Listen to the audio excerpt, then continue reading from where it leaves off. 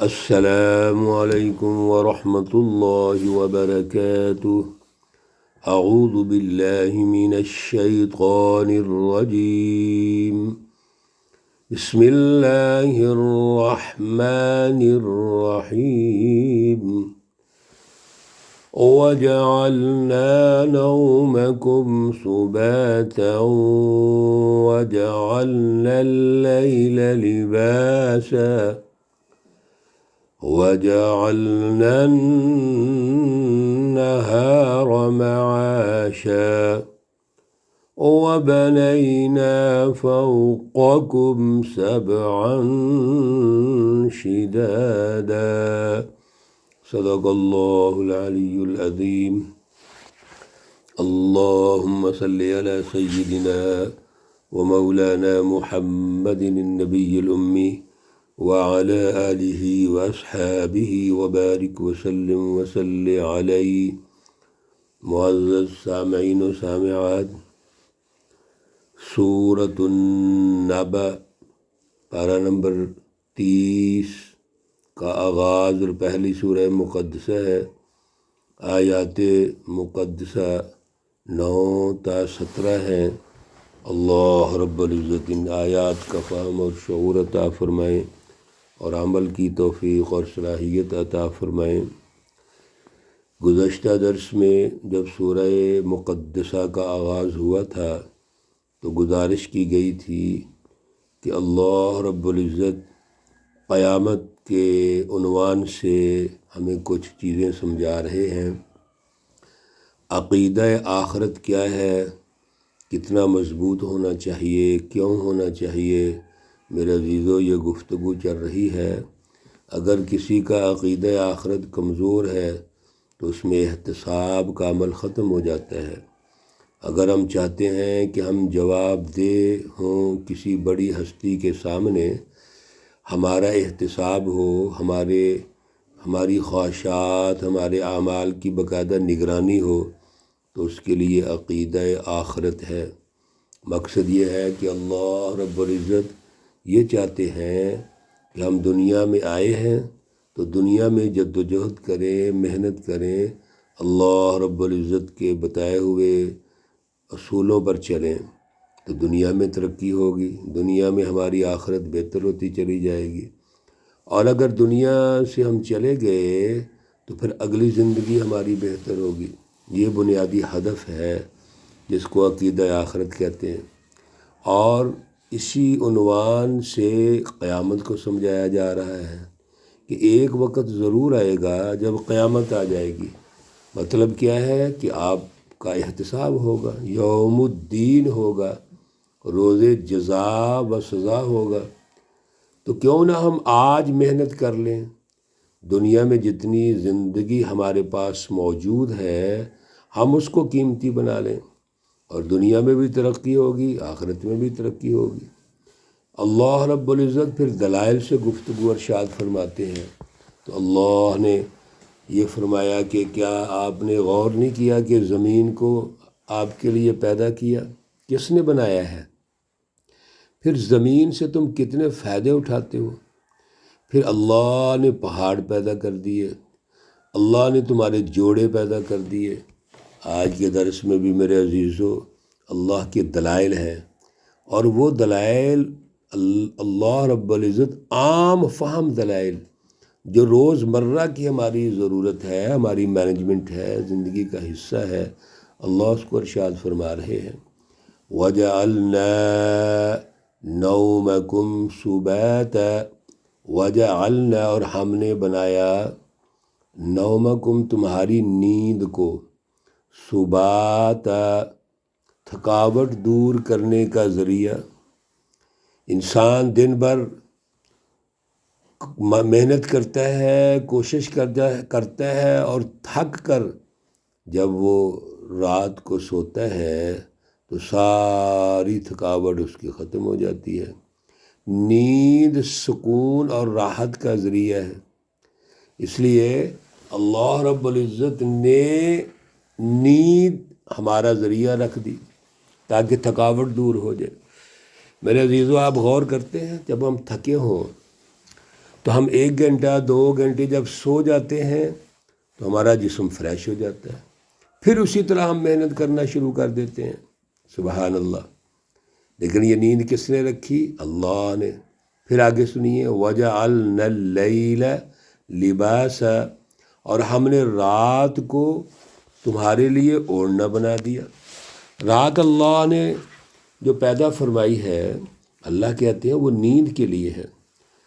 جس وقت رات کو تاریکی آ جاتی ہے اور ہر طرف وہ اندھیرا ہو جاتا ہے، تو اللہ رب العزت نے ہمیں سونے کا حکم دیا کہ آرام کرو۔ کیوں؟ جتنی پرسکون نیند اندھیرے میں اور رات کے وقت آتی ہے، دن کے وقت نہیں آتی۔ تو اللہ نے گویا رات کو ہمارے لیے وہ نیند کا ذریعہ بنا دیا ہے، وہ لباس یعنی اوڑھنا بنا دیا۔ ہم اس کا اپنے اوپر جیسے لحاف لیتے ہیں، کوئی کپڑا لیتے ہیں تو سو جاتے ہیں، یہ نیند کے لیے رات اللہ نے پیدا فرمائی۔ اور وَجَعَلْنَا النَّهَارَ مَعَاشًا، اور ہم نے دن کو معاش یعنی کمائی کا ذریعہ بنا دیا، کام کاج کے لیے۔ آپ دن کے وقت کام کاج کریں، کاروبار کریں، کمائی کریں، جاب کریں، اللہ نے ایک ترتیب بنا دی۔ دیکھیے، آپ غور کیجئے میرے عزیزو، اللہ نے رات اور دن کے بارے میں بھی ہمیں رہنمائی دے دی کہ کس وقت کام کرنا ہے، کس وقت سونا ہے۔ اسی کو ٹائم مینجمنٹ کہتے ہیں۔ اور ہمارے ہاں جو نظام سامراجی اور سرمایہ پرستانہ موجود ہیں، انہوں نے ہمارے ترجیحات ہی تبدیل کر دی۔ اللہ رب العزت کا وہ فطری سسٹم جو ہے، اس کو ہم نے بائی پاس کیا۔ آج کل کیا ہوتا ہے کہ رات کو جو سونے کی ہے، 12-1 بجے تک دکانیں ہوتی ہیں، کھلی ہوتی ہیں، مارکیٹیں کھلی ہیں، گپ شپ ہو رہی ہے اور باقی فنکشنز ہو رہے ہیں۔ اور جو دن تھا وہ کام کرنے کا، صبح فجر کے وقت سورج طلوع ہوا تو دن طلوع ہو جاتا ہے، اور یہاں 12-1 بجے مارکیٹیں کھلتی ہیں یا اور دیگر مصروفیات شروع ہوتی ہیں۔ حالانکہ آج بھی اس گئے گزرے دور کے اندر یہ بات واضح ہے کہ تعلیمی نظام جتنے ہمارے شروع ہوتے ہیں وہ صبح 7-8 بجے شروع ہو جاتے ہیں، تو باقی کام کیوں نہیں شروع ہو سکتے؟ یہ تمام اللہ نے کیا کہا کہ معاش بیس ہے ہماری زندگی کی، ذرائع وسائل، کھانا پینا، یہ ضروریات زندگی۔ تو وہ دن میں آپ محنت کریں، روشنی میں کام کریں۔ وہ میرے عزیزو، یہ وہ اللہ رب العزت کی رہنمائی ہے جو آج بھی دنیا میں غیر مسلموں نے اختیار کر لی تو وہ کامیاب ہوتے جا رہے ہیں۔ وَبَنَيْنَا فَوْقَكُمْ سَبْعًا شِدَادًا، اور ہم نے تمہارے اوپر 7 آسمان بنا دیے مضبوط۔ وَجَعَلْنَا سِرَاجًا وَهَّاجًا، اور ہم نے بنایا ایک چراغ چمکتا ہوا، سراجا وہاجا، چراغ سورج، اور وہ بھی چمکتا ہوا۔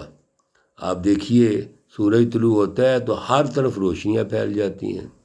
وَأَنزَلْنَا، اور ہم نے نازل کیا، مِنَ الْمُعْصِرَاتِ، نچڑنے والی بدلیوں سے یا نچوڑنے والی ہواؤں سے۔ تو یہ بدلیاں ہیں، ان بدلیوں کو ہوائیں آتی ہیں نچوڑ دیتی ہیں، یا وہ بدلیاں جو ہیں ان میں سے ہم نے نازل کیا کیا، ماءً، پانی، سجاجا، ریلے کی شکل میں۔ جیسے ایک ریلا ہوتا ہے، اس ریلے سے پانی نکلتا ہے، لبریز بادل، مسلسل تسلسل کے ساتھ پانی نکلتا ہے۔ اللہ رب العزت وہ سمجھا رہے ہیں، یہ جو ان بدلیوں سے پانی نکلتا ہے، اس کا کیا مقصد ہے؟ لِنُخْرِجَ، تاکہ ہم نکالیں، بھی اس کے ذریعے، حبًّا وَنَبَاتًا، اناج اور سبزہ۔ اللہ رب العزت چاہتے ہیں کہ آپ کی زمین جب یہ سیراب ہوگی، پانی آئے گا تو وہاں سے اناج نکلے گا اور سبزہ نکلے گا۔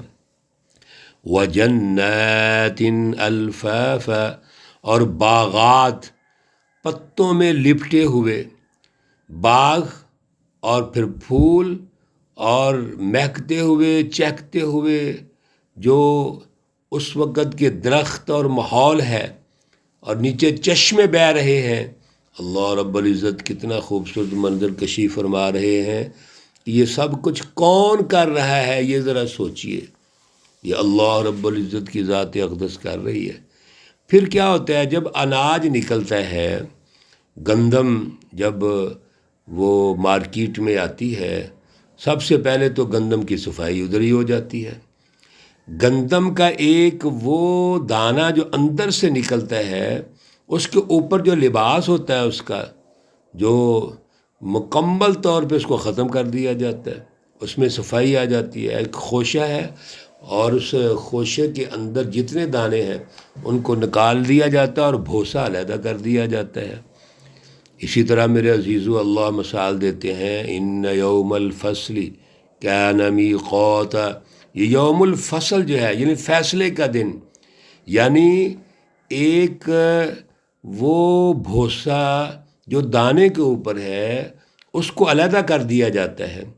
تو ایک چیز جب تیار ہم کرتے ہیں تو جو اس کے لیے غیر ضروری چیزیں ان کو جدا کر دیا جاتا ہے، اور جو ضروری ہماری غذا ہوتی ہے اس کو کارآمد بنا دیا جاتا ہے۔ بالکل اسی طرح اللہ رب العزت اس فیصلے کے دن، یوم الفصل، وہ بھی ایک فیصلے کا دن آئے گا جب واضح ہو جائے گا کہ سچی جماعت کون سی ہے اور جھوٹی جماعت کون سی ہے۔ انہوں نے دنیا میں عمل کیا، محنت کی، اور آج اللہ رب العزت ان کو سرخرو کریں گے۔ آگے جا کے پھر تفصیلات آ رہی ہیں، پیچھے بھی ہم نے پڑھا صورتوں میں، اور آگے پھر اللہ ارشاد فرمائیں گے۔ تو ان یوم الفصل، بے شک جو فیصلے کا دن ہے، کان میقاتا، وہ ایک مقرر کیا ہوا دن ہے، یعنی فیصلے کا دن ہوگا اور اس میں طے شدہ دن ہے، اس کا انکار نہیں کیا جا سکتا۔ وہی ہے عما یتساءلون عن النبأ العظیم الذی هم فیہ مختلفون، یہ سب چیزیں واضح ہو جائیں گی۔ اللہ رب العزت ہمیں اعلیٰ شعور اور اعلیٰ فہم عطا فرمائے۔ اللہ رب العزت تمام بیماروں کو شفائے کاملہ عاجلہ مستمرہ عطا فرمائے۔ اللہ رب العزت تمام مرحومین و مرحومات کو جنت الفردوس میں اعلیٰ مقام عطا فرمائے۔ ربنا تقبل منا انك انت السميع العليم وتب علينا انك انت التواب الرحيم، وصلى الله تعالى على النبي الأمي وعلى آله وأصحابه أجمعين برحمتك يا أرحم الراحمين۔ السلام عليكم ورحمة الله وبركاته۔